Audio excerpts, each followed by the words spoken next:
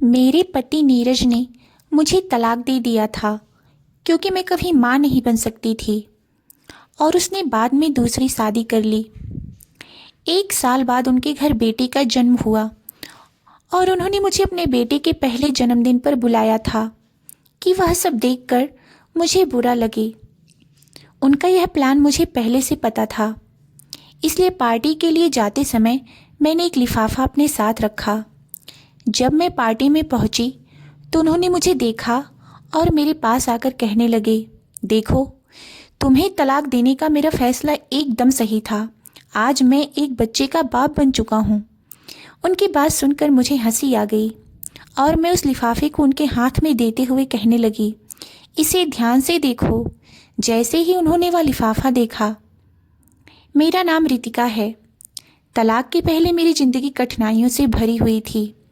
मेरी ननद गीता के बेटे के जन्मदिन के उपलक्ष्य में मेरे घर पर पूजा करवाई गई थी। मैंने पूजा के लिए आए हुए सामान को अनजाने में हाथ लगा दिया। बस फिर क्या था, मेरी सास जोर से चिल्लाते हुए कहने लगी, तूने इस सामान को हाथ क्यों लगाया? तुझे इतनी छोटी सी बात समझ में नहीं आती? यह गीता के बेटे के जन्मदिन की पूजा का सामान है और इसे तुम जैसी बांझ औरत ने हाथ लगाया है। यह शुद्ध नहीं रहा। इतना कहने के बाद उन्होंने मुझे ताना मारते हुए फिर से कहा, ऐसा तो नहीं कि तुझसे तेरी ननद का सुख देखा नहीं जा रहा? यह सुनते ही मेरी आंखों में आंसुओं की धारा बहने लगी। फिर भी अपनी भावनाओं को दबाते हुए मैंने कहा, माँ जी, इससे आगे मुझसे कुछ नहीं कहा गया। इतने में मेरी ननद गीता, जो मेरी सहेली जैसी थी, ताना मारते हुए कहने लगी, भाभी, तुमसे ऐसी उम्मीद नहीं थी। शायद मेरी माँ बनना तुमसे देखा नहीं जा रहा है। इतना अपमान सहन करने के बाद मैं उदास चेहरे के साथ अपने पति की तरफ देखने लगी। मेरे पति नीरज, जो मुझे बहुत प्यार करते थे और जिनसे मेरी लव मैरिज हुई थी, मेरी तरफ कुछ कहेंगे, यह उम्मीद थी मुझे, लेकिन उन्होंने उल्टा मुझे सुनाते हुए कहा, तुम तो गीता को अपनी बहन की तरह मानती हो ना, फिर तुम उसके साथ ऐसा कैसे कर सकती हो? उनका यह कहना मेरे दिल को पूरी तरह तोड़ गया। कोई भी स्त्री अपनी सास और ननद के ताने सहन कर सकती है, लेकिन जब उसका अपना पति, जिसे उसने अपना सब कुछ माना हो, जिसके साथ 7 जन्म की कस्में खाई हों, अगर वही ऐसी बात कहे तो वह क्या कर पाएगी? मैं रोते रोते किचन में काम करने चली गई। बांझ होने के कारण मैं पूजा सामग्री को हाथ नहीं लगा सकती थी, लेकिन एक बहू होने के नाते घर के सभी कामों की जिम्मेदारी मुझ पर ही थी। मैंने महसूस किया कि मेरे अस्तित्व को समझने वाला कोई नहीं है।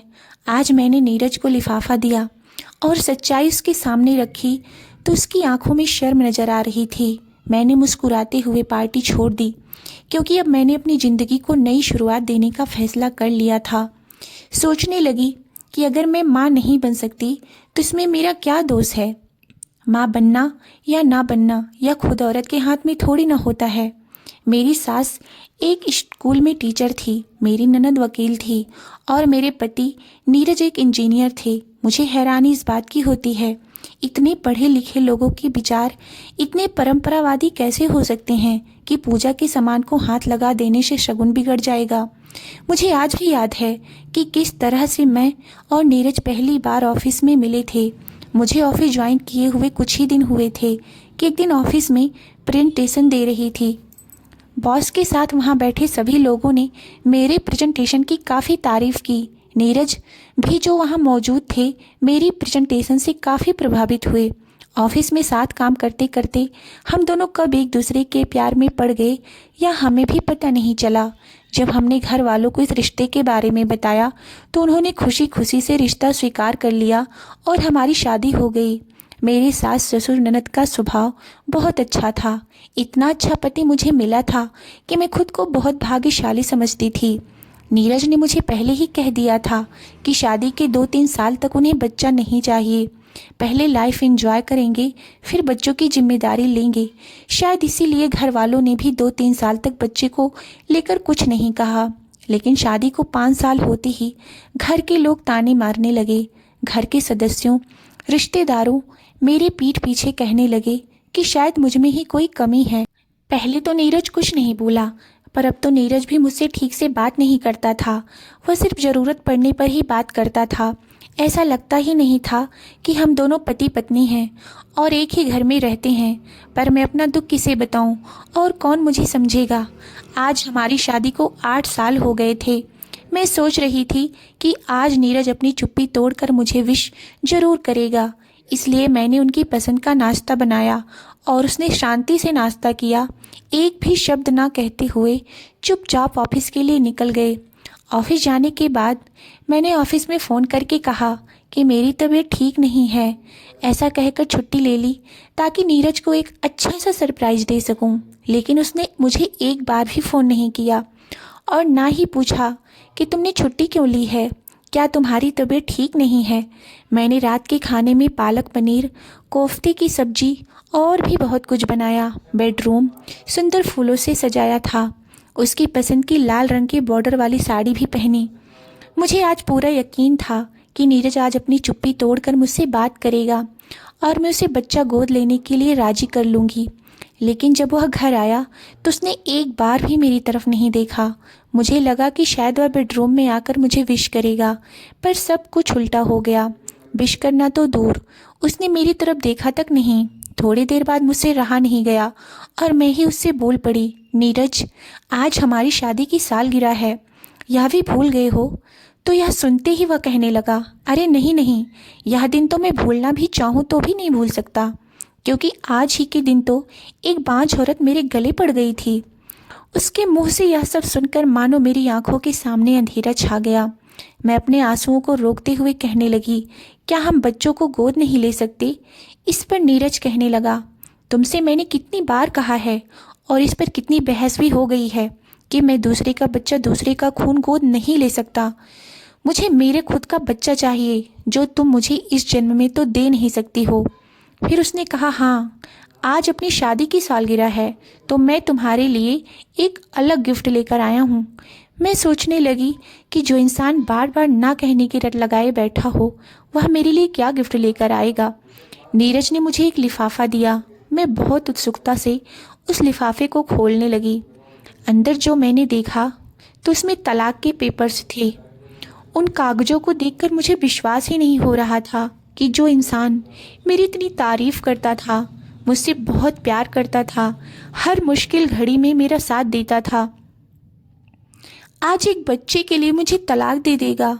ऐसा लग रहा था मानो आसमान टूट पड़ा हो मुझ पर। मैंने खुद को संभालते हुए तुरंत ही तलाक के पेपर पर साइन कर दिया, क्योंकि जब उसके मन में मेरे लिए प्यार ही नहीं बचा था तो ऐसे इंसान के साथ रहने में क्या फ़ायदा। अगले दिन मैंने वह घर छोड़ दिया। कुछ दिनों बाद मैंने बहुत कोशिश करके अपना ट्रांसफ़र दूसरी ब्रांच में करवा लिया, क्योंकि उसके साथ काम करना मतलब पुरानी यादों को ताज़ा करने जैसा था। 1 महीने बाद ही नीरज की दूसरी शादी हो गई और 1 साल बाद पता चला कि उसे बेटा हुआ है। बेटा होने की खुशी में उसने पार्टी रखी थी और उस पार्टी में मुझे भी बुलाया था ताकि वह मेरा अपमान कर सके। मैं भी उस पार्टी में गई। मुझे देखते ही वह मेरे पास आया और कहने लगा, देखा, तुम्हें तलाक देने का मेरा फैसला कितना सही था। मैं आज बाप बन गया हूँ। मैंने बहुत ही नम्रता से उसे पिता बनने की बधाई दी और अपने साथ लाए एक लिफाफा उसे देते हुए कहा, यह मेरी तरफ से एक सरप्राइज़ गिफ्ट है। सरप्राइज़ गिफ्ट का नाम सुनकर वह थोड़ा हैरान हो गया। उसने लिफाफा खोला और उसमें जो देखा उसे देखकर उसके पैरों तले ज़मीन खिसक गई। दिसंबर की कड़कती ठंड में वह पूरा पसीने से भीग गया। लिफाफे के अंदर उसकी मेडिकल रिपोर्ट थी, जिसमें साफ साफ लिखा था कि वह कभी बाप नहीं बन सकता। वह अपनी पत्नी की तरफ देखने लगा और उसकी झुकी हुई नज़र ने ही सब कुछ साफ कर दिया था। मैंने उसे कहा, अब तुम्हें तय करना है कि तुम्हें दूसरे का बच्चा, दूसरे का खून गोद लेना है या नहीं। इतना कहकर मैं वहाँ से चली गई। अगले दिन वह और उसकी माँ मेरे घर आए। दोनों को कुछ समझ नहीं आ रहा था कि क्या कहा जाए। उसकी माँ कहने लगी, वह मेडिकल रिपोर्ट, मैंने बताया तुम्हें याद है, हम दोनों ने मेडिकल चेकअप करवाया था और किसी काम की वजह से तुम रिपोर्ट लेने नहीं जा पाए थे। फिर मैं अकेले गई थी। नीरज बोला, हाँ हाँ। फिर घर आने के बाद तुमने कहा था कि कमी तुम में है। फिर तुमने झूठ क्यों बोला? क्यों इतने दिनों तक सबके ताने सुने? क्या ज़रूरत थी तुम्हें झूठ बोलने की? मैंने कहा क्योंकि मैं तुमसे प्यार करती थी। मुझे लगा कि जब तुम्हें सच्चाई पता चलेगी तो तुम इस बात को सहन नहीं कर पाओगे और अंदर से पूरी तरह टूट जाओगे। मैं तुम्हें ऐसी हालत में नहीं देख सकती थी। मेरा क्या था, मेरी तो आदत थी ताने सुनने की, पर तुम इस बात को लेकर मुझे ताने सुनाओगे यह मैंने कभी नहीं सोचा था। लेकिन जब तुमने मुझे ताने सुनाना शुरू कर दिया तो वह मुझसे सहन नहीं हुआ। नीरज बोला, तो फिर जब मैंने तुम्हें तलाक के पेपर्स दिया तब क्यों सच नहीं बताया? मैंने कहा गलती मेरी थी, जो मैंने तुमसे इतना प्यार किया था और इतना विश्वास किया था कि चाहे कुछ भी हो जाए तुम मुझे अकेला नहीं छोड़ोगे। जब तुम्हारा प्यार ही खत्म हो गया तो साथ रहकर भी क्या फ़ायदा? उसकी माँ कहने लगी, हमसे गलती हो गई, बहू हो सके तो हमें माफ़ कर दो और सब भूलकर हमारे साथ अपने घर चलो। तब मैंने कहा, यह माफ़ी या नाराज़गी की बात नहीं है, यह स्वाभिमान की बात है और अब उस घर में कभी पैर नहीं रख सकती। मैंने तुम्हें सरप्राइज गिफ्ट दिया था कि मुझे देखना था कि यह सब जानकर तुम दूसरे का बच्चा, दूसरे का खून गोद लेते हो या नहीं। और मुझे यह तक पता था कि ना ही तुम्हारा कोई बच्चा है वह, क्योंकि तुम कभी बाप नहीं बन सकते। इसलिए मैंने तुम्हारी बहन की बेटी को गोद लेने का विचार किया था। जब मैंने तुमसे कहा था तब तुमने साफ मना कर दिया था। इससे एक बात साफ होती है कि पुरुष हमेशा खुद को ऊंचा दिखाने की कोशिश करते हैं और भोली भाली औरतों को नीचा दिखाने का मौका नहीं छोड़ते, पर यह भूल जाते हैं कि कमी पुरुषों में भी हो सकती है। जब तक सच्चाई सामने आती है तब तक बहुत देर हो चुकी होती है। जो पुरुष अहंकार के कारण एक स्त्री पर अत्याचार करता है उसके पीछे भगवान होता है। यह कभी मत भूलना। प्यार का आधार विश्वास होता है और वह टूट जाए तो रिश्ते का कोई अस्तित्व नहीं। तो दोस्तों, आपको यह कहानी कैसी लगी कमेंट करके ज़रूर बताएं। अगर कहानी अच्छी लगी हो तो प्लीज़ लाइक शेयर सब्सक्राइब ज़रूर करें। धन्यवाद।